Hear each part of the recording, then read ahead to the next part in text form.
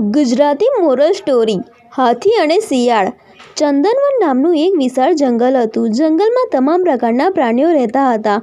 મોદી નામનો હાથી પણ જંગલમાં રહેતો હતો। મોદી હાથીનું શરીર ઘણું મોટું હતું। એકવાર એક શિયાળ બીજા જંગલમાંથી ચંદનવનના જંગલમાં ભટકતો આવ્યો। જ્યારે શિયાળે મોદી હાથીને જોયો ત્યારે તેના મોંમાં પાણી આવવા લાગ્યું।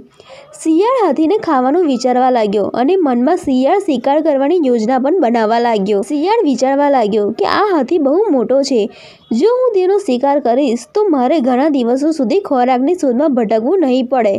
આ વિચારીને શિયાળ હાથી પાસે ગયો અને તેને કહ્યું, પ્રિય મિત્ર હાથી, આપણા જંગલમાં કોઈ રાજા નથી। આપણા જંગલના બધા પ્રાણીઓ ઈચ્છે છે કે કોઈ મોટું અને બુદ્ધિશાળી પ્રાણી આપણા જંગલનો રાજા બને, મોટા અને બુદ્ધિશાળી બંને। શું તમે અમારા જંગલના રાજા બનવા માંગો છો?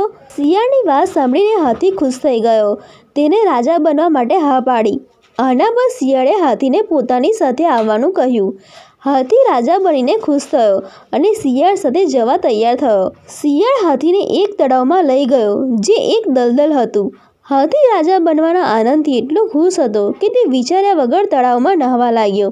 જેમ જ હાથી દલદલી તળાવમાં ઉતર્યો કે તરત જ હાથીના પગ દલદલમાં ઘસાવા લાગ્યા। તેને શિયાળને કહ્યું, તમે મને કેવા તળાવમાં લાવ્યા છો? મને મદદ કરો, મારા પગ દલદલમાં ફસાઈ ગયા છે। હાથીએ જે કહ્યું તે સાંભળીને શિયાળ જોર જોરથી હસવા લાગ્યો અને હાથીને કહ્યું, હું તારો શિકાર કરવા માંગતો હતો, તેથી મેં તને રાજા બનવા વિશે ખોટું કહ્યું। હવે તું દલદલમાં ફસાઈને મરી જઈશ અને હું તને મારો ખોરાક બનાવીશ। શિયાળની વાત સાંભળીને હાથીની આંખમાંથી આંસુ વહેવા લાગ્યા। તેને બહાર નીકળવા માટે ઘણી કોશિશ કરી। શિયાળને ઘણીવાર તેને બહાર જવા માટે વિનંતી કરી, પરંતુ શિયાળે તેની મદદ ન કરી અને થોડા પ્રયત્નો પછી હાથી મરી ગયો। હાથીના મૃત્યુ પછી શિયાળ તેને ખાવાના લોભમાં તેની પીઠ પર ચડી ગયો। હાથીને ખાવાના લોભમાં શિયાળ ભૂલી ગયો કે તે પણ હાથી સાથે દલદલમાં ઉતરી રહ્યો છે અને અંતે શિયાળ અને હાથી ધીમે ધીમે દલદલમાં ડૂબી ગયા અને મૃત્યુ પામ્યા। આ વાર્તામાંથી આપણે શીખીએ છીએ કે જે બીજાનું ખરાબ કરે છે તેનું પણ ખરાબ થાય છે, તેથી આપણે જીવનમાં ક્યારેય કોઈનું ખરાબ ન કરવું જોઈએ।